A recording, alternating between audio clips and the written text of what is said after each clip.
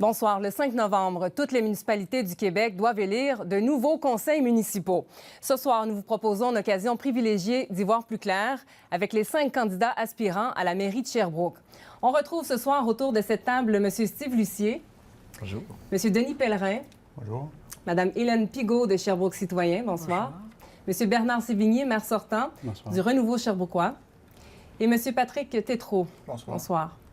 Voici les 5 principaux thèmes qui seront abordés au cours des prochaines minutes. Les taxes municipales, le développement économique, le transport durable, la gouvernance et la transparence. Et une portion de ce débat sera dédiée aux questions du public qui n'auront pas pu être posées, par exemple, dans les thèmes nommés ci-dessus. Et notez que certaines portions de ce débat ne seront disponibles que sur notre site Internet à radio-canada.ca/estrie. Pour chaque question, les candidats auront un temps précis pour répondre individuellement. Ensuite, un temps sera alloué pour des échanges libres, l'occasion pour vous de répliquer à ce qui a été dit et de poser vos questions entre candidats. L'ordre de prise de parole des candidats a été déterminé par tirage au sort avant le débat. Avant de passer au débat, j'invite chacun des candidats à se présenter. Vous avez chacun 30 secondes pour le faire. Et le hasard a choisi M. Steve Lucier pour débuter. Allez-y. Bonjour, mon nom est Steve Lucier, candidat indépendant à la mairie de Sherbrooke. J'ai bien dit indépendant parce que je ne fais pas partie d'une ligne de parti. Après réflexion, j'ai décidé d'un commun accord avec ma conjointe. De vous présenter. Donc, dans ces élections aussi, oui. allez-y, vous il reste 8 secondes. OK, c'est bon, excusez-moi. Je l'ai dit, je l'ai écrit, je ne reviendrai pas sur ma parole, je vais faire 8 ans. Alors, 8 ans de ma vie que je vais faire au niveau de la ville de Sherbrooke. C'est terminé. Madame Pigault, maintenant. Oui, bonjour, Hélène Pigault. Donc, je suis fière de me présenter pour cette campagne électorale avec 17 candidats, un dans chaque district. Et ce que nous proposons comme programme à Sherbrooke Citoyen, c'est un programme qui vise sur une ville à taille humaine, une ville où l'on a envie de vivre. Alors, j'ai présenté déjà tout mon programme, j'ai bien chiffré mes propositions et je vous les rappelle. Un bus express sur la King, miser sur la culture, miser sur l'économie sociale et miser aussi sur votre participation. Merci beaucoup. Monsieur Sévigné. Merci. Bernard Sévigné, maire de Sherbrooke depuis maintenant 8 ans. Alors, la trame de fond de la campagne électorale de ma proposition, c'est celle de la création d'entreprises, la création d'emplois pour que nos jeunes puissent rester à Sherbrooke et gagner leur vie et pouvoir avoir des perspectives intéressantes. Et tout ça va se faire sous l'angle de l'entrepreneuriat. Nous sommes bien positionnés jusqu'à maintenant, le 3e pôle entrepreneurial du Québec. On travaille de beaux projets avec beaucoup de partenaires, dont ceux du pôle universitaire. Alors, c'est ce que j'ai à vous proposer pour les 4 prochaines années. La parole à M. Tétrault maintenant. Bonsoir, mon nom est Patrick Tétrault, candidat indépendant à la mairie. Donc, ma proposition principale est que nous développions un nouveau système démocratique. Donc, plutôt que de transférer notre pouvoir collectif à des gestionnaires, des fonctionnaires, c'est les citoyens qui vont se rassembler et élaborer ensemble une vision commune et en dégager des objectifs et ensuite mandater les gestionnaires et les fonctionnaires pour accomplir. Et cela va se faire essentiellement via une plateforme web citoyenne. Monsieur Denis Pellerin. Denis Pellerin, je me présente pour la 3e fois aux élections municipales au titre de maire. Et pour la dernière fois, parce que si je ne suis pas élu, je ne reviendrai pas dans 4 ans. Aux dernières élections, j'avais obtenu 14 % des voix avec un budget minuscule. Certaines personnes vont se rappeler de moi. Si vous êtes venu à l'Hôtel de Ville au cours des 9 dernières années, certainement vous m'avez rencontré. Ça va me faire plaisir de vous représenter. Merci. Merci beaucoup. Allons-y maintenant avec le premier thème de ce débat, les taxes municipales. Plusieurs résidents de Sherbrooke ont été surpris lors de la réception de leur compte de taxes en 2016. La facture a grimpé en moyenne de 5 %. Les taxes ont aussi augmenté en 2017 de 1,8 %. Pour les détenteurs d'une résidence d'une valeur moyenne de 226 700 $, la facture est d'environ 2 567 $. C'est un compte de taxes moyen comparable aux villes de Trois-Rivières et de Saguenay. Première question.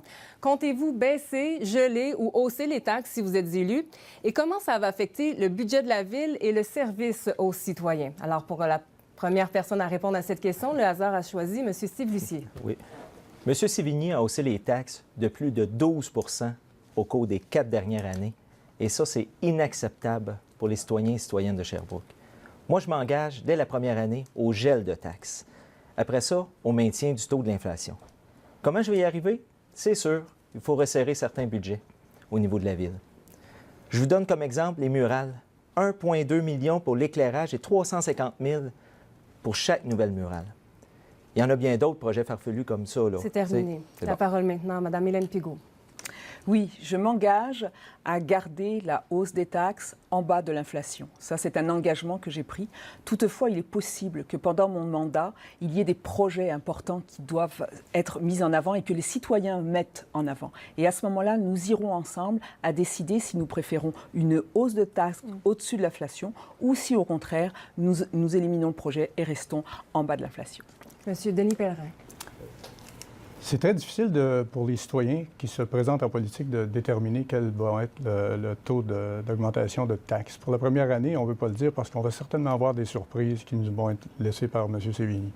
Pour la deuxième, troisième et quatrième année, j'espère pouvoir faire un gel de taxes ou même avoir une baisse de taxes. Mais en éliminant des projets dispendieux comme Wellink, l'aéroport, on va être capable de dégager des sommes et peut-être piéger dans le vieux grenier. La parole maintenant à Bernard Sévigny. Bien, écoutez, oui, on paye des taxes, et vous l'avez dit, à peu près l'équivalence avec Trois-Rivières et d'autres municipalités. C'est qu'on se paye également d'excellents services. Les services à la ville de Sherbrooke, je pense, sont bien appréciés par l'ensemble de la population. D'ailleurs, on boit la meilleure eau qu'on a au Québec. Ça fait partie des taxes, des services qu'on rend à la population. Puis évidemment, c'est un équilibre qui est difficile, l'équilibre de maintenir l'équilibre budgétaire, justement, et la capacité de payer des citoyens. Et on se compare avantageusement avec l'ensemble des grandes villes du Québec. La parole maintenant à M. Patrick Tétrault. Les citoyens payent beaucoup de taxes. C'est important de se rappeler que ce n'est pas seulement les taxes foncières qu'on paye lorsqu'on achète dans les commerçants. On paye aussi les taxes parce que les commerçants nous refilent les taxes via les prix à la consommation. Donc, c'est important d'avoir une bonne gestion pour gérer ces taxes-là. Et on ne parle pas souvent de la dette et aussi du service de la dette, qui est une charge importante. Donc, je proposerais que nous créions nous-mêmes notre propre argent sans intérêt. On ouvre maintenant le débat sur la question. Alors, vous pouvez échanger entre vous. Le hasard a déterminé. M. Denis Pellerin, vous pouvez soit poursuivre sur votre pensée ou alors enchaîner avec une question. Je voudrais souligner que M. Sévigny peut dire ce qu'il veut en fait d'augmentation de taxes. On sait qu'il ne respecte pas sa parole la plupart du temps. Il est très difficile encore là de faire des projections parce qu'on n'a pas accès à toute l'information. Il y a de l'information qui nous est cachée depuis toujours à l'Hôtel de Ville. Je prends pour exemple, il y a une consultation sur le projet Wellink qui est très dispendieux et on n'a jamais eu le procès-verbal de ces choses-là, donc on n'a pas de plan d'affaires, on ne sait pas combien ça va coûter. Donc, c'est des projets qu'il faut reporter, qu'il faut étudier, faire comme un bon père de famille, faire un plan d'affaires et tout ça. Mais on comprend aussi que la cible demeure l'indice des prêts à la consommation. On l'a réussi 6 fois en 8 ans. Et encore une fois, l'augmentation de taxes et les pressions qui sont sur le budget municipal. Et on fait nos devoirs. On a compressé au cours des 2 dernières années 11 millions de dollars. 80 postes ont été abolis, des postes permanents. Et vous savez, on passe de 19 à 14 élus dans cette campagne municipale. C'est parce qu'on a contracté le budget. On fait ces efforts-là. Mais en même temps, il y a des pressions externes. Et ça qui concerne l'ensemble des villes du Québec. Quand on parle des déficits de caisses de retraite, quand on parle des décisions du gouvernement, par exemple, et est-ce que vos employés sont contents de ça? Est-ce que vos employés sont contents de ça? Parce que vous mettez la faute sur le Non, mais c'est pas une question, de pension des employés. Est-ce qu'on est content ou on n'est pas content? C'est une obligation légale. Et l'obligation légale fait en sorte qu'aujourd'hui, il y a 6 du compte de taxes des contribuables va pour renflouer le déficit des caisses de retraite. C'est pas de dire est-ce que je suis à l'aise, je suis content, je suis pas content. C'est une réalité et une obligation légale. Alors, ce qui est important de se rendre compte des employés. Et ces fonds de pension-là étaient négociés de bonne foi par vous et vos prédécesseurs. Dans les années 70. Ce qui est important de se rendre compte, c'est que je suis la seule à proposer une diversification des sources de revenus. Pour le moment, tous ces candidats ont toujours dit que les taxes viendraient du côté des taxes foncières. Et en fait, on a un pouvoir maintenant aux municipalités qui vient d'être donné et où en fait, on peut prendre d'autres revenus par d'autres moyens. Donc effectivement, ce que j'ai proposé très clairement, c'est un 2,5 millions de plus grâce aux redevances de taxes aux redevances pour les développements immobiliers, les nouveaux développements immobiliers. Alors je comprends, M. Tétrault, je comprends, M. Lucieux, que ça vous dérange, parce qu'effectivement, vous avez en conflit d'intérêts par rapport au fait que vous êtes agent immobilier et que du coup, effectivement, une redevance va vous poser des problèmes. Je veux juste vous dire, je ne suis pas agent immobilier, premièrement, je suis directeur développement hypothécaire à la Banque nationale. Alors, ce que j'ai à vous dire, j'ai une compagnie de promoteurs, exactement. c'est exactement ça, oui. Sauf que vous savez, j'ai tout mis de côté pour aller aller à la mairie de Sherbrooke. Alors, c'est important que vous le sachiez, sauf que vous essayez de faire des taxes déguisées. Alors, c'est une taxe déguisée de refiler encore, d'aller rechercher à 5 le mètre au niveau des promoteurs. 5 le mètre carré, je Oui, précise. le mètre carré, oui, le mètre carré, exactement Oui. ça, mais le mètre carré, c'est encore pire, là. Le mètre carré, puis aller le rechercher. Savez-vous, c'est quoi qu'ils vont faire, les promoteurs? Ils vont envoyer la facture directement aux citoyens et Je citoyennes. laisse absolument aux promoteurs de savoir comment ils vont récupérer leur argent. Et je peux vous dire qu'actuellement, les promoteurs ont suffisamment de bénéfices pour effectivement Oui, ça pouvoir a changé. payer aussi, Madame pouvoir Pigault. payer aussi les infrastructures, que Madame les Pigault, pressions qu'ils mettent sur les dites aux infrastructures, citoyens et citoyennes comment ça les coûte maintenant stations un terrain, d'épuration qu'il faut 60%. payer, Oui. les stations d'épuration qu'il faut payer, Oui. les autobus qu'il faut ramener Madame là Pigault, où maintenant les gens se trouvent. Comment Donc, coûte en un fait, terrain 60 personnes dans la ville de Sherbrooke? en fait, ce que je vous dis, c'est qu'ils ne payent pas leur dû. Ce qu'ils payent, c'est effectivement juste les canalisations, mais OK. ils ne payent pas leur dû au Mais en niveau bout de des ligne, c'est infrastructures. toujours les citoyens qui payent. Ils vont payer, Ben, exactement c'est parce ça. qu'on les services. Vous savez, ça ne se fait pas qu'une baguette magique. Hein. Quand on dit qu'il y a des pressions sur un budget municipal, il faut prôner la diversification des revenus à quelque part. Et en même temps, on réussit bien à Sherbrooke. Vous savez, quand HEC Montréal Vous êtes le seul à le dire, par exemple. Non, mais écoutez, il y a des experts à HEC Montréal qui publient un bulletin des villes les Oui, mieux j'ai gérées. déjà étudié Et Sherbrooke ces arrive en choses-là. premier. C'est l'effet du hasard, peut-être. En 2016, on était 3e au Québec et là, on est première. Alors, je pense que oui, c'est complexe, c'est difficile. Il y a des grands défis à attacher un budget municipal. Monsieur On ne peut pas Sévigny. penser que sinon, vous coupez où? Vous gelez les taxes, Monsieur monsieur Oui, c'est ça que, Sévigny, c'est ça que je me demande. vous Vous avez- êtes, vous êtes en train de geler Monsieur les taxes, Sévigny, vous avez des tas de comment- projets, comment- vous voulez faire du budget. Exactement personne à la ça. fois, allez-y, monsieur Lucier. Monsieur Sévigny, j'ai une question pour vous. On se permet d'hausser les taxes jusqu'à 12 en 4 ans. Hein? On va le remettre en ordre, là. Welling, vous vous êtes permis d'acheter des terrains directement et faire un consortium. On le sait, là, les gens le connaissent, là, le projet, là. Comment vous pouvez dire ça? Donc, vous avez haussé C'est un les projet de taxes, revitalisation vous vous êtes mis de à la rue acheter des Wellington. terrains. Pensez pas que c'est aux entrepreneurs, aux promoteurs de faire Pourquoi ça? ils ne se sont jamais manifestés? Non, en- c'est pas en vrai, 4 M. Sévigny. décennies? M. Monsieur Sévigny, Lucier, je vous invite, si- je l'ai dit aujourd'hui, je vous invite à me suivre. On va faire le tour des entrepreneurs non. ensemble. Le projet Welling, c'est justement pour donner une impulsion qui n'existe pas depuis 40 ans sur la rue Wellington. Vous auriez allé en crains, Allemagne. monsieur. Et je vais Non, vous mais arrêter c'est une ici rue pour qui le est premier laide. thème des taxes municipales. On aura l'occasion, bien sûr, de reparler de Will Inc. Ça s'en vient, justement, après la pause, bien sûr. On se retrouve au retour.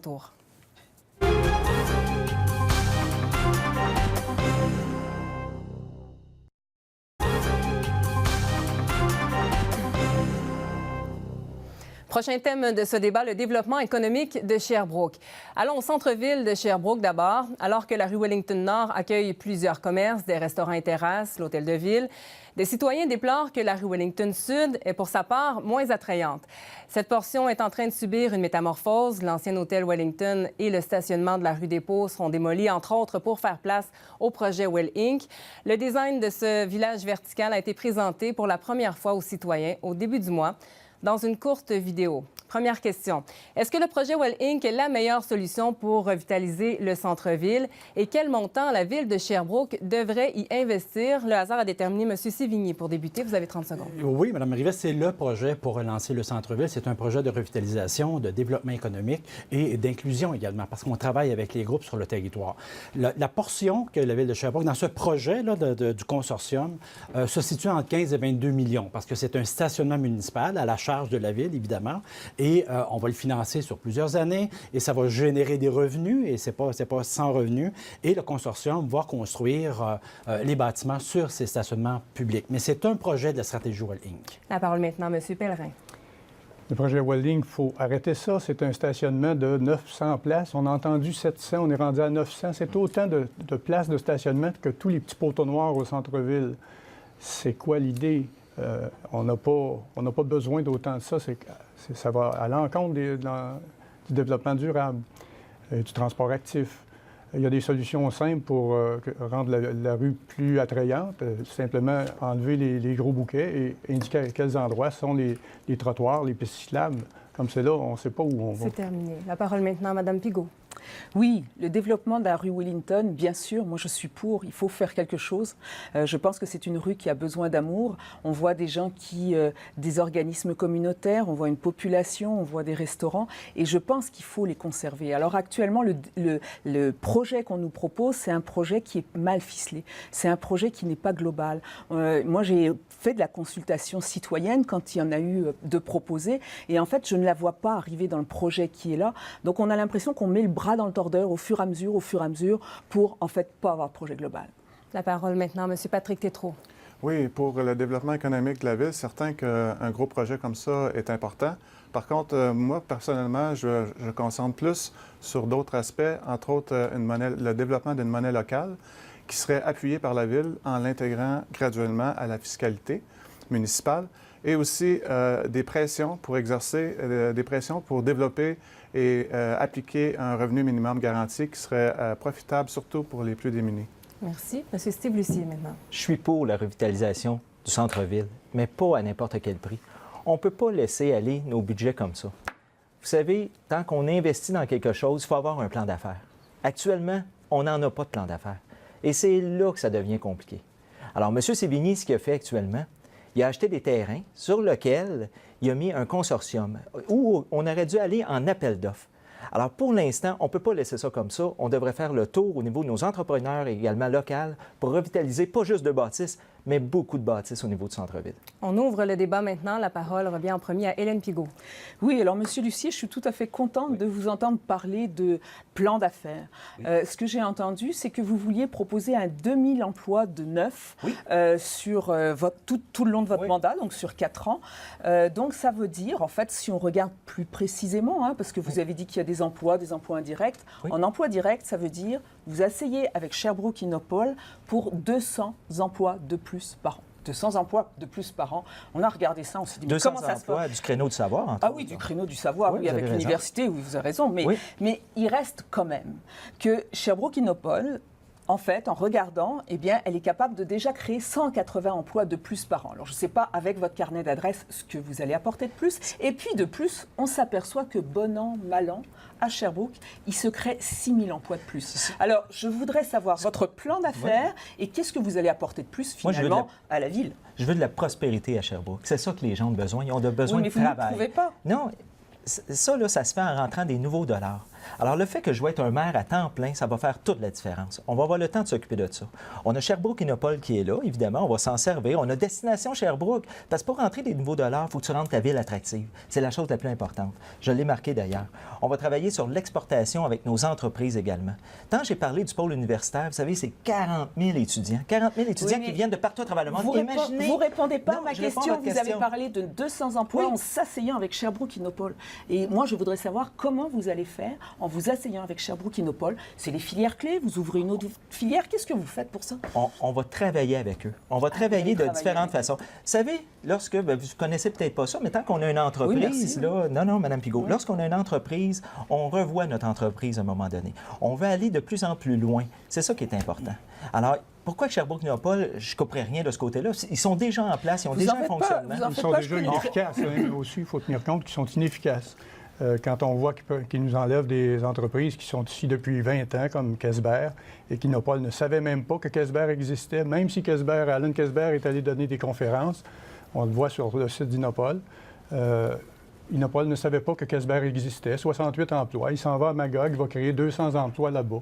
Innopol est absolument inefficace. Est-ce qu'on peut revenir à Welling? Parce que j'aimerais parler de cette stratégie-là pour le centre-ville. Oui, je comprends. Vous ne vouliez pas parler. On va laisser la parole maintenant à M. Sévigny, le temps file. M. Lucier, on dirait que vous venez de découvrir qu'un pôle universitaire. Il faut savoir que les membres du pôle universitaire sont engagés dans Welling. Vous savez, Welling, c'est une stratégie. Et dans la stratégie, il y a une dizaine de projets qui sont travaillés, dont le projet du consortium. Les 3 collèges ensemble travaillent le projet du pôle entrepreneurial collégial. Il y a des projets, donc différents projets pour lesquels ils vont un plan d'affaires, parce que le consortium qui est mené par le Fonds de solidarité va présenter son projet à la fin novembre au conseil municipal. Un plan d'affaires, parce que c'est un projet, mais la stratégie, elle, c'est une stratégie émergente. M. Sévigny, quand vous avez acheté les terrains, il devait y avoir un plan d'affaires dès le départ. Non, M. Lucier, parce que j'aimerais savoir votre expérience en développement économique. Moi, je l'enseignais à l'université avant de devenir maire. J'aimerais ça que vous m'en parliez, parce qu'une stratégie émergente, c'est de donner le cadre, l'impulsion. Dans le quartier Saint-Roch à Québec, c'est ce que le maire avait fait. Le quartier des spectacles à Montréal, on donne l'impulsion. On apprend à nos enfants, lorsqu'ils sortent des études, ils ont appris ça à l'école. Non, de faire des plans d'affaires pour se lancer en affaires. On subventionne pour gestion pour qu'il y ait les entrepreneurs à faire leur plan d'affaires. Exactement ça. Et vous en faites pas pour un projet de famille. Chaque projet projet, dans projet la global. stratégie. Ce qui nous manque, c'est un projet global. Ben vous oui, on êtes sait pas comment ça petit va bout coûter. par petit bout. Exact. Et ça, à chaque fois, là, rien que les stationnements, vous nous parlez de 900 stationnements. Vous savez même pas comment les voitures vont arriver en ville, parce qu'en fait, ça va être la congestion Mais tout ça complète. est en analyse, c'est ça qui va être présenté au moment Bien du oui, conseil vous avez fait la municipal même chose avec à la fin Costco. novembre. Avec Costco, vous avez dit, on le démarre, et puis on verra plus tard s'il y a de la congestion. Il Vous faut avez fait tenir compte aussi. pareil au coin Jacques-Cartier-King. On va voir. Maintenant, on le sait, on est en congestion. Il faut tenir effectivement. compte aussi que la structure du bâtiment pour les 900 voitures devrait être beaucoup plus grande, beaucoup plus robuste s'il y a un 7 étages qui est par-dessus. Tout le monde comprend ça. Si on faisait juste le stationnement actuel, ce serait vraiment pas le même prix. Mais il faut le refaire, ça autant de 7 à 8 millions. Si on refaisait exactement ce qu'on a là, Oui, c'est 7 à 8 faisons-le millions. Et Faisons-le dans selon une nos zone besoins. dévitalisée, On n'a pas n'investit besoin 8 de millions 900 comme ça. stationnements de plus au centre-ville, M. Sévigny. On n'a pas besoin de 900 Oui, stationnements. mais là, vous parlez de 20 millions. Vous parlez de réinvestir et que la ville va Dans devoir l'automobile. payer 20 millions dans c'est- l'automobile. Entre 15 et 22 millions, c'est un stationnement municipal, c'est Monsieur une Sévigny, infrastructure je vois tout de publique. suite que vous savez pas. Parce que entre 15 Qu'est-ce que et je sais 22 pas, monsieur millions, Lucier? entre 15 et 22 millions, on parle de 7 millions. 7 millions, ça représente beaucoup de taxes au Oui, niveau mais des on citoyens. parle, est-ce que c'est 720 cases de stationnement? Est-ce que c'est 950? On ne C'est sait ça pas. qui est en On le analyse. saura pas. Mais ça va être présenté au conseil municipal. C'est le consortium qui travaille Ouais. le projet. Donc, son plan d'affaires va Ben, être lorsque déposé au conseil lorsque à je la serai fin élu, du je vais mois. mettre un moratoire pour justement Vous m'assurer voulez que arrêter les le chiffres vont être développement, là. on comprend Non, ça, non, monsieur non, Lucier. pas On du tout, comprend ça. pas du tout. Un moratoire, ça peut être temporaire, monsieur. comprend ça. Est-ce qu'on a une idée de la hausse de taxes que ça pourrait représenter, par exemple, durant la première Ben, année? c'est de Oui. l'immobilisation. C'est Ah, un c'est peu, vous savez, cette année, là, on a mis 17 millions dans l'asphalte, dans les rues à Sherbrooke, là, et c'est immobilisé, c'est-à-dire c'est des emprunts à long terme. Et ça, c'est tout à fait normal dans la vie d'une ville De pelleter que par en d'emprunter. C'est pas de pelleter par en avant, c'est de faire payer les utilisateurs payeurs, c'est-à-dire on finance sur 20 ans, c'est les usagers qui payent pendant 20 ans. Ça va être bâti sans l'infrastructure. appel d'offres. Bien, sans appel d'offres, la loi sur l'aménagement et l'urbanisme nous permet de travailler un projet avec Ça des répond à ma entrepreneurs question, privés. c'est- Mais on va c'est terminer des la ouvertures de rue. discussion On en fait là-dessus. des dizaines comme ça. Voilà qui conclut faudrait donc une cette appel portion de débat portant sur le développement économique. On va se retrouver au retour de cette pause. À tout de suite.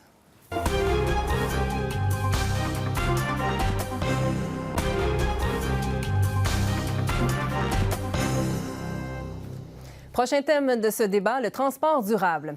À la Société de transport de Sherbrooke, 28 véhicules sur 88 sont hybrides. La réfection de la voie réservée desservant l'Université de Sherbrooke et l'implantation d'un système d'information aux voyageurs aux arrêts sont parmi les projets financés cette année. Le réseau cyclable prend de l'expansion. Les cyclistes ont depuis quelques mois leur voie réservée, par exemple, sur le pont Jacques-Cartier.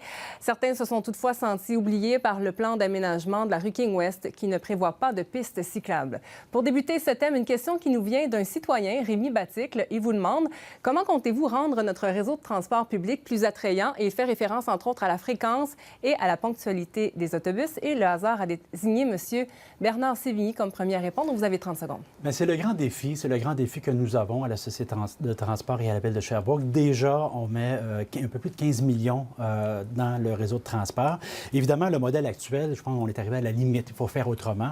Les technologies de l'information, vous l'avez dit, nous permettent de faire une desserte à la demande et on va s'engager dans une meilleure planification, c'est-à-dire que les circuits vont être adaptés à la demande. Et quand je parle des circuits, oui, il y a les gros autobus qui se promènent dans les quartiers, mais également des minibus, des taxibus. Donc, il faut repenser parce que les technologies nous le permettent. Hélène Pigot, c'est à vous.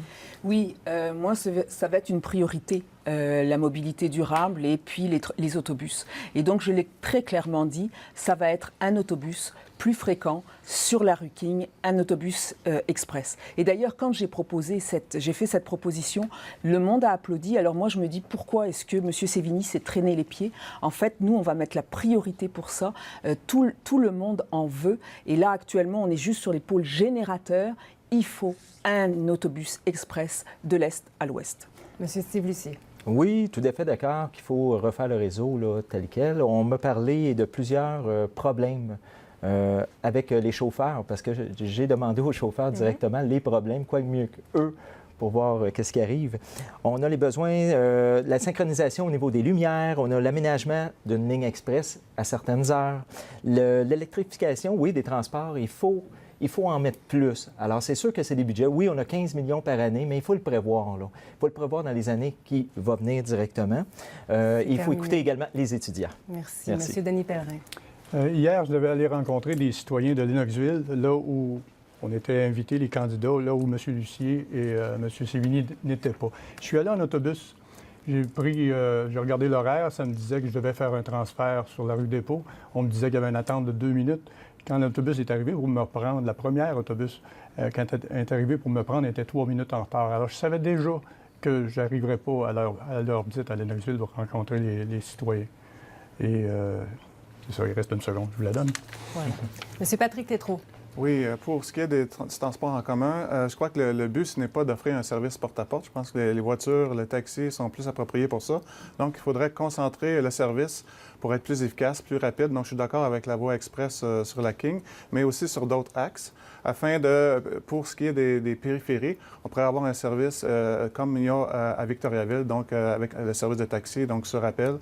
Et on pourrait jumeler les deux pour avoir un service plus efficace et ne pas dépenser pour des nouvelles technologies, utiliser les vieux autobus. Voilà pour chacun de vos points de vue. Ouvrons le débat maintenant sur la question. Monsieur Steve Lucier, vous avez été sélectionné pour débuter. Allez-y. Oui, bien, Monsieur Sévigny, c'est quoi votre plan de modernisation, excusez-moi, du réseau de la STS et comment prévoyez-vous le financer directement? Bien, on va essayer de travailler à l'intérieur de l'enveloppe de 15 millions, qui est déjà une enveloppe très généreuse. Vous savez, le problème structurel à la STS, à l'origine, il y avait 3 payeurs qui payaient un tiers, la Ville, l'usager et le gouvernement du Québec. Aujourd'hui, il y a eu un désengagement du gouvernement du Québec et la Ville paye 47 %. C'est ça le 15 millions. Il faut travailler à l'intérieur de l'enveloppe, il faut travailler avec les technologies. C'est un défi, vous avez d'augmenter, puis il y a des beaux succès à la STS, là. Je pense qu'on en a parlé. Oui, puis il faut le voir dans l'ensemble. C'est pour ça, c'est-à-dire qu'on vient de le dire, c'est la baisse d'achalandage qui m'inquiète beaucoup. Au niveau de votre plan et au niveau de ce qui s'en vient, c'est ça que j'aimerais vous entendre parler, là, parce qu'à un moment donné, il faut que tu ailles un petit peu plus loin par rapport à ça. Bien, je l'ai expliqué, c'est le transport à la demande. Le transport à la demande, avec les technologies, ça nous permet de designer les circuits en fonction de la demande. Et ça peut varier dans le temps et d'avoir le bon véhicule pour le bon endroit. C'est pour ça, parce que les gens sont choqués. On voit des autobus vides dans un quartier résidentiel. Exact. Ils disent, bien, voyons, qu'est-ce que ça fait là? Ça vous a pris 8 ans à découvrir ça. Non, parce que des technologies, monsieur, qui n'existaient pas depuis Et votre solution, c'est de faire du taxi à l'extérieur pour rabattre sur le système. Il y a déjà 1 million de Mais les gens, leur transfert, ils ne peuvent pas prendre l'autobus parce qu'ils attendent l'autobus. Quand on se déplace, je suis dans le nord. Si je vais aller dans l'ouest, il faut que j'aille vers l'est, vers le sud et ensuite vers l'ouest. 3 transferts. Et il n'y en a aucun qui est garanti, comme celui-là. Et votre solution? La solution, c'est de refaire le plan de transport. Comme je l'avais dit en 2009, c'était dans mon programme en 2009. Refaire le plan de transport, mais avec les chauffeurs. Impliquer les employés dans les changements. M. Sévigny, c'est un décréteur. Il prend une idée et il l'impose à tout le monde. Il l'impose dans son parti, il l'impose aux autres élus. Non, il faut que tu fasses ça avec les gens qui sont en contact avec le... Actuellement, le service tel qu'il est donné, il ne répond pas, aux besoins des citoyens. Exactement. Et moi, je pense que votre service à la demande, ça va pour les quartiers périphériques, mais il manque des autobus structuraux. Vous avez, en fait, structuré votre offre sur les étudiants, mais on a oublié la population. On a oublié la population pendant la journée. Moi, je vois plein de femmes qui sont obligées de marcher à pied des 30 minutes parce qu'elles n'ont pas d'autobus pour aller faire les commissions. Je vois des gens sur King qui, en fait, sont pas capables de se déplacer. Puis, qu'est-ce qu'on voit? C'est des congestions de plus en plus. Alors, moi, ce que je dis aux gens, c'est grâce à cet autobus, eh bien, en fait, ce qu'on va permettre aux familles, c'est pas d'avoir deux voitures. Et quand vous n'avez qu'une voiture et vous en achetez pas une deuxième, c'est 6 000 $ de plus que vous mettez dans votre poche. Donc ça, je pense que les gens, ils sont prêts à l'acheter. Et j'ai bien vu que dès qu'on a eu cette proposition-là, il y a eu une levée de la population qui a dit « mais depuis le temps qu'on le demande, depuis le temps qu'on veut l'avoir ». Madame Pigot, dans le meilleur des mondes, on mettrait 30-35 millions dans le transport en commun.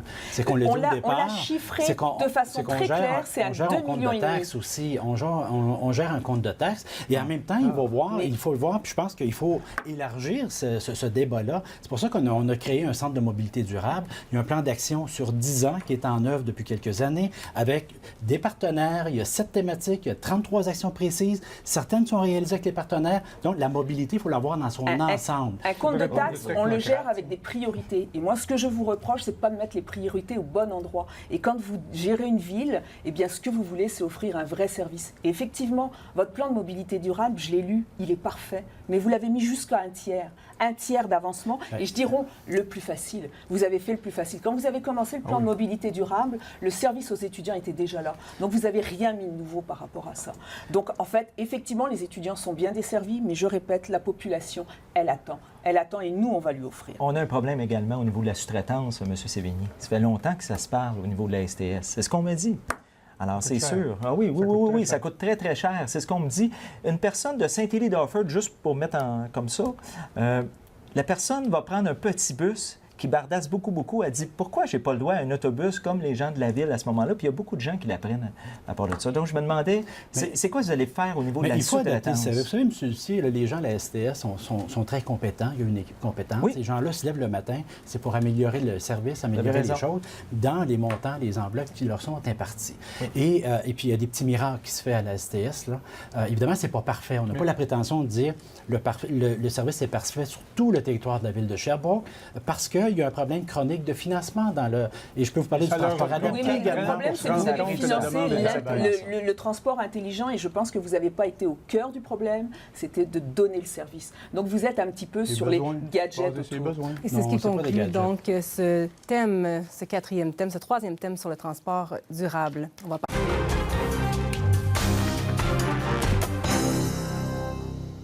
Prochain thème de ce débat, gouvernance et transparence. À plusieurs reprises au cours des derniers mois, des citoyens, des élus et même des journalistes ont réclamé plus de transparence à l'Hôtel de Ville. Le taux de participation à Sherbrooke aux dernières élections municipales était de 42 %. À l'échelle provinciale, moins d'un électeur sur deux, c'est-à-dire 47 %, a exercé son droit de vote. Première question, comment allez-vous faire en sorte que les citoyens se sentent plus engagés, plus écoutés de leur administration? Comment allez-vous vous assurer que les décisions prises par la Ville soient dans le meilleur intérêt des Sherbrookois? Et le hasard a déterminé. M. Steve Lucier, pour débuter, vous avez 30 secondes. Dans un esprit d'égalité, de respect pour la démocratie, on va reformer le comité exécutif. On va probablement, en projet pilote, abolir le président d'Assemblée, ce qui va nous permettre également d'aller chercher un peu d'argent de ce côté-là. Tous les comités, nous viserons l'égalité, évidemment, hommes-femmes. Pour moi, c'est important. 7 conseillers seront nommés sur 14, faire partie du comité. Il y aura une rotation des conseillers, évidemment, à chaque année pour les comités en place. Finalement, seuls les conseillers sur le comité auront le droit de voter sur les décisions prises par les comités. Au niveau de la transparence... C'est terminé. Monsieur Denis Pellerin, maintenant, merci. C'est surtout la transparence qui m'inquiète. J'attends encore 124 procès-verbaux de consultation publique qui ont eu lieu. On ne sait pas ce qui s'est dit là. Ce sont des projets qui ont été approuvés par la suite, mais on n'a pas l'information. Pour rapprocher les citoyens, il y a des solutions faciles qui me viennent. C'est, exemple, au lieu d'avoir des policiers qui nous empêchent d'approcher des élus au conseil municipal, après la période des questions, on pourrait avoir un 10-15 minutes où les citoyens peuvent approcher leurs conseillers et leur parler. Là, c'est comme il y a une barrière psychologique qui est imposée. On conclut maintenant. Madame Hélène Pigault, c'est à votre tour. Oui, la participation citoyenne est au cœur de ma proposition électorale et je veux vraiment que les citoyens reprennent possession de leur ville. Donc, en fait, des moyens, il y a les comités de quartier comme ça existe à Ascot et moi ce que je veux c'est qu'il y en ait de plus en plus et là on voit vraiment des grosses différences au niveau des comités de quartier dans le quartier lui-même et j'ai proposé un budget participatif, c'est-à-dire des projets que la population va voter avec un budget que je vais allouer de 100 000 $ pour chacun des districts. Merci. Monsieur Patrick Tétrault. Donc, moi, c'est de créer une plateforme web citoyenne, l'intégrer au site de la Ville. Donc, les citoyens seront enregistrés et, comme s'ils étaient présents à une assemblée, ils pourront se rencontrer, discuter, interagir avec les employés de la Ville. L'avantage de la plateforme web, c'est que c'est flexible, ça ne coûte pas cher et ça ne prend pas beaucoup de temps. Et on va pouvoir aussi expérimenter différentes approches pour voir qu'est-ce qui fonctionne le mieux. Monsieur Bernard Sévigny. Il y a beaucoup de consultations à la Ville de Sherbrooke, mais on peut faire mieux. On peut faire mieux, c'est la raison pour laquelle on s'engage à créer un bureau de consultation publique, de façon à organiser, donner plus de cohérence. Mais en même temps, vous savez, vous l'avez dit, les journalistes, la population ont accès aux ateliers de travail du conseil municipal. Et ça, c'est une décision que j'ai prise quand je suis arrivé maire. La diffusion d'un résumé des séances du conseil municipal, l'intégrale est disponible sur le web, audio. Donc, ça a été des gestes qui ont été posés justement pour intéresser. Et quand je me promène, je fais du porte-à-porte, les gens me parlent de la diffusion de ces séances du conseil-là. Alors, ouvrons le débat sur la question maintenant. Hélène Pigault, vous avez été sélectionnée pour débuter. On vous écoute. Alors, bien justement, on va parler de cette diffusion web. Je suis assez étonnée de vous entendre en parler comme vous le dites, parce que effectivement, ce qu'on voit, c'est que ce à quoi on a accès, c'est un résumé des séances du conseil municipal. Et ça, je pense que quand on veut offrir de l'information aux citoyens, c'est certainement pas un résumé. Il y a des tas de questions qui n'apparaissent pas. Donc, en fait, ce qu'on voit, par exemple, c'est conseil municipal après conseil municipal, 75% des questions sont coupées. Oui, vous avez entendu, c'est le 3/4 des questions qu'on ne voit pas apparaître. Alors, par exemple, je vais prendre un exemple. Quand l'année dernière, on s'est aperçu qu'il y avait de l'argent de l'argent illégal que vous aviez eu en 2009, par hasard, il y a eu 4 citoyens qui sont venus poser ces questions, et ces questions, elles n'ont jamais été radiodiffusées. Alors, ce que j'aimerais, c'est comment ça se fait qu'au Conseil, quand on veut parler de transparence, on coupe ces questions-là. Moi-même, j'ai fait des consultations citoyennes, eh bien, tout de suite, tout était transparent. Les gens pouvaient accéder direct. Alors, expliquez-moi comment ça se fait qu'on les ait pas. Le conseil municipal a fait le choix de produire, c'est la division des communications, un résumé. Un résumé pour d'une heure, pour qu'il y ait du rythme, pour que les gens puissent avoir l'information. Du rythme où on coupe de la grosse information. C'est pas du rythme, c'est de la censure. Et les gens qui veulent, je répète, le fil audio des séances conseil municipal sont disponibles sur le web de façon sur le site web de la Ville de Sherbrooke de façon intégrale. Oui, maintenant, il y a le conseil municipal, mais il y a des audiences publiques, des consultations qu'on a faites qui étaient simultanément en salle et sur le web. On reprenait des questions, oui, là, comme les politiques sur le patrimoine, par exemple. Il y a eu des consultations où on essaie d'intégrer les deux. Fait qu'il y a une volonté... Oui, mais quand on regarde que 3/4 des questions sont coupées et que celles qu'on garde, c'est celles qui, justement, sanctifient ce que vous avez fait. Donc, on peut se poser un peu la question sur la démocratie. C'est accessible, la forme est différente. C'est une forme audio pour l'intégralité. Oui, mais les gens aiment mieux voir une image qui bouge. Là, on n'est pas ici pour rien. Là. OK?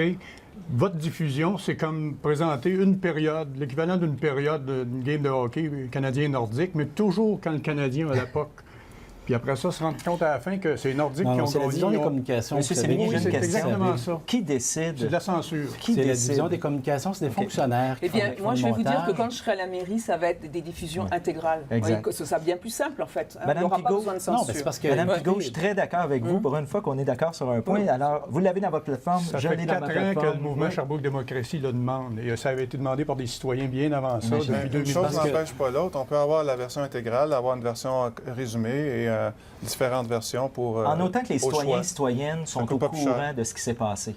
Alors, c'est pour ça, tel que Mme Pigault le dit et tel que moi je le dis et M. Pellerin, on est tout à fait d'accord que ça soit diffusé sur le web. Mais les gens sont au courant. Vous savez, M. Lucier, là, il y a une galerie de presse, puis il y a au moins 6 journalistes à toutes les séances du conseil municipal. Ce qui est inquiétant, vous parlez de rythme, mais en fait, il ne faut pas parler de rythme, il faut parler de sujet. Comment ça se fait qu'on coupe des sujets à la web diffusion?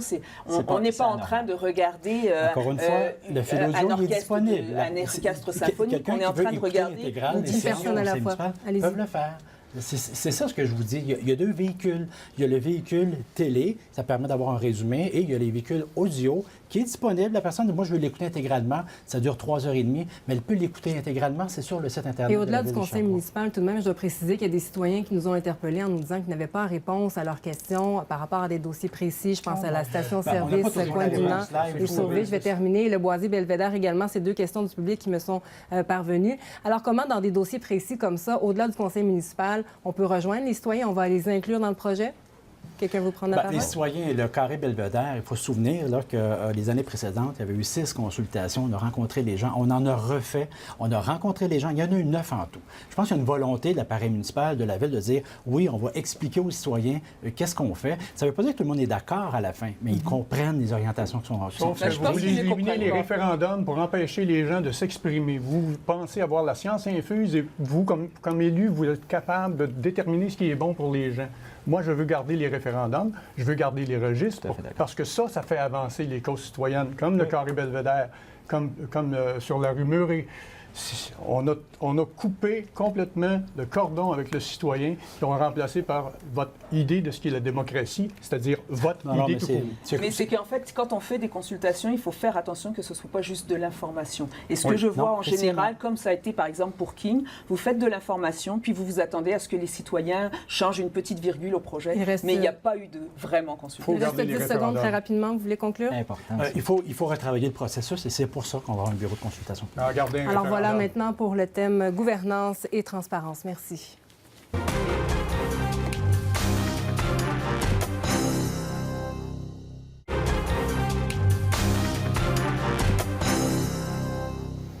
Nous avons demandé aux électeurs de Sherbrooke de nous faire parvenir les questions qu'ils avaient pour les candidats à la mairie de Sherbrooke en prévision de ce débat. Nous en avons reçu des dizaines. Certaines ont pu être posées dans les thèmes précédents. Nous en avons sélectionné 4 pour ce thème. Vous aurez environ 3 minutes pour débattre entre vous des questions. Donc, voici la première. Elle nous a été posée en plus grand nombre parmi toutes les questions que nous avons reçues et elle nous vient d'Alexandre Baudouin, c'est celle que nous avons sélectionnée.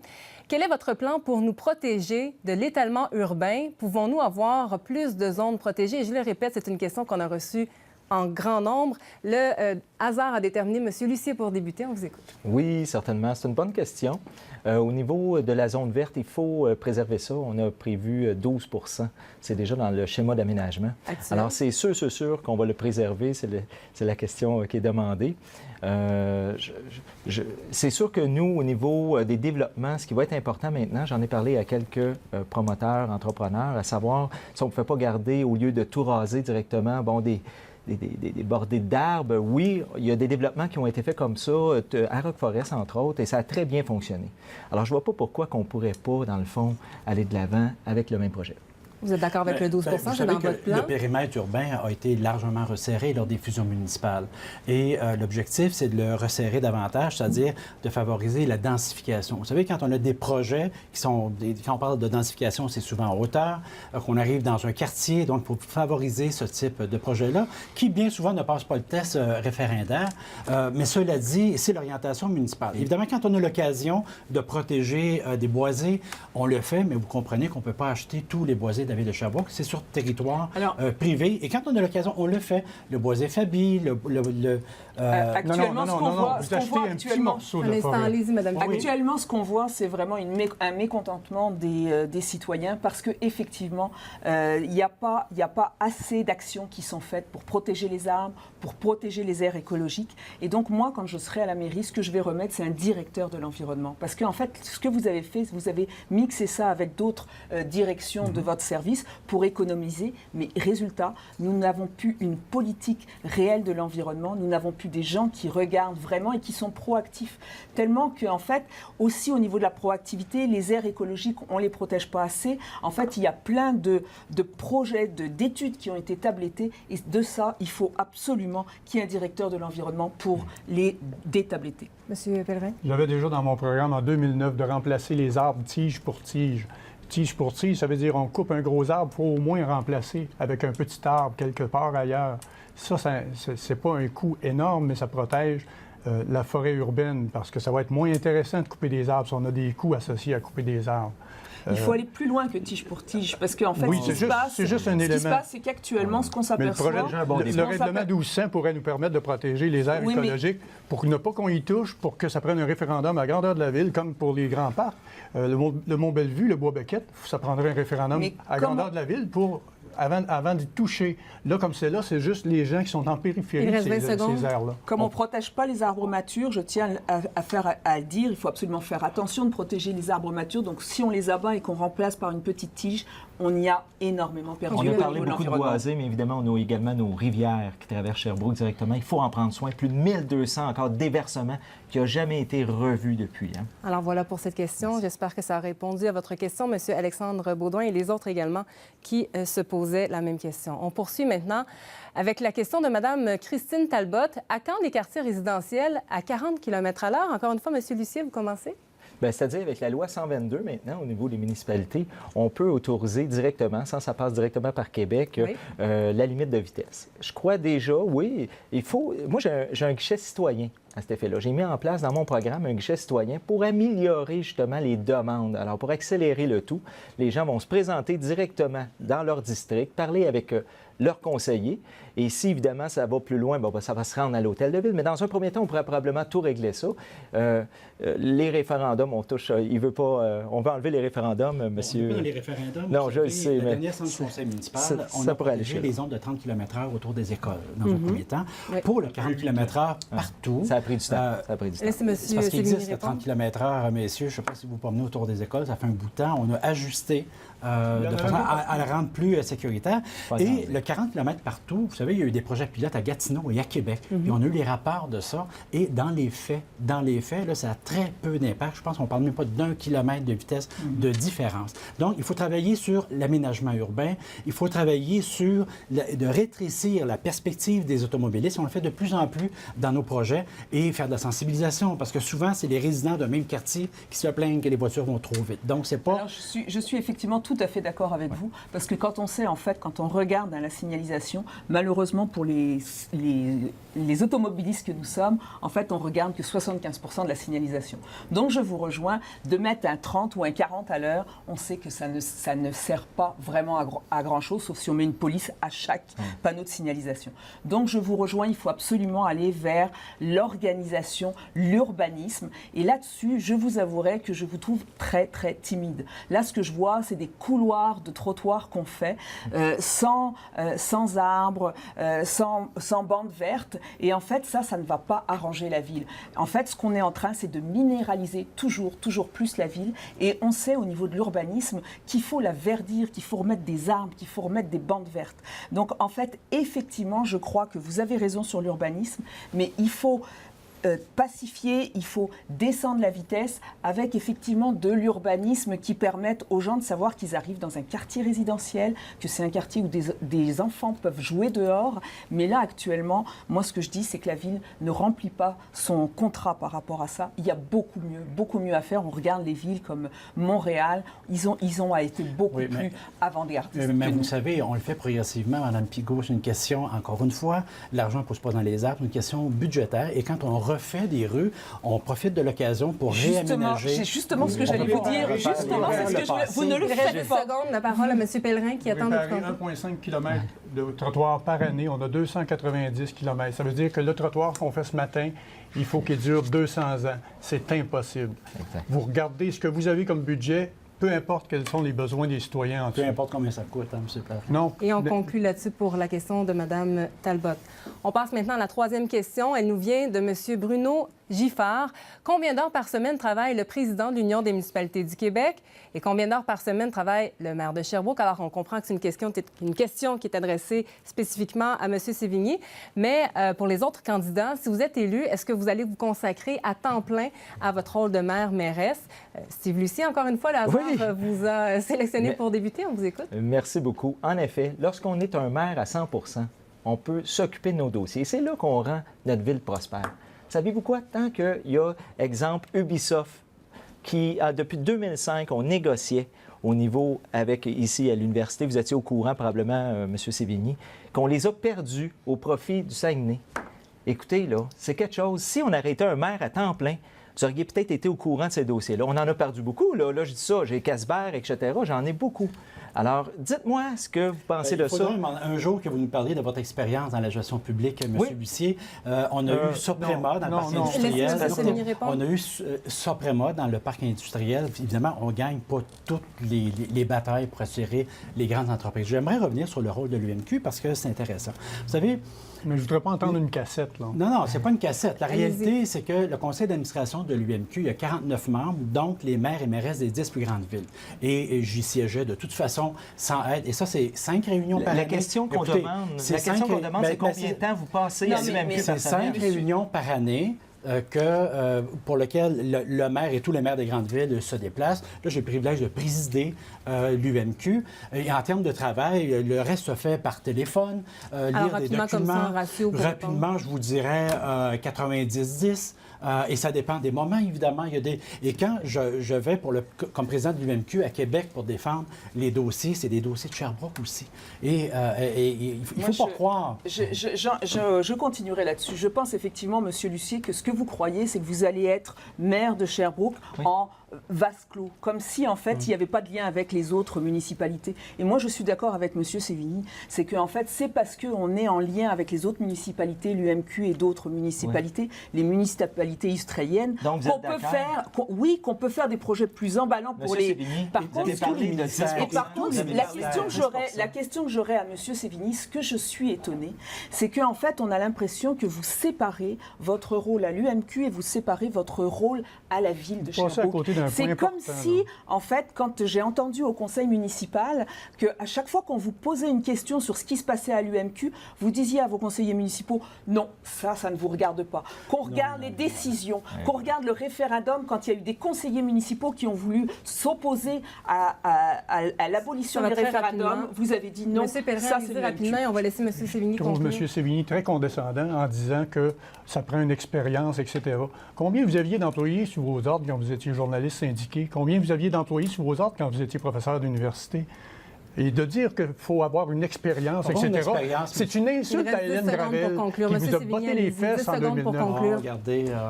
Monsieur Sévigny, 10 secondes pour conclure, M. Sévigny. Moi, je pense qu'un maire d'une grande ville devrait être conseiller municipal pour apprendre c'est quoi... C'est votre position. Monsieur Bellavaux, vous avez regardé d'autres... Oui. Alors, c'est terminé. C'est terminé pour cette question. Dernière question, il nous a été envoyé dans une lettre signée par 15 clubs sportifs. Alors, ces organisations avaient plusieurs interrogations, dont celle-ci. Les clubs et organisations font face à plusieurs défis, dont le financement, la difficulté de recruter des bénévoles, les ressources humaines, la gouvernance, entre autres. Alors, que peut faire la Ville pour nous aider? Monsieur Tétrault, la parole est à vous. Bien, c'est sûr que tout le monde a besoin, cherche pour avoir du financement. Mais je considère que c'est important de les aider parce que le sport, les attraits sportifs, les événements sportifs sont un attrait touristique extrêmement important pour Sherbrooke.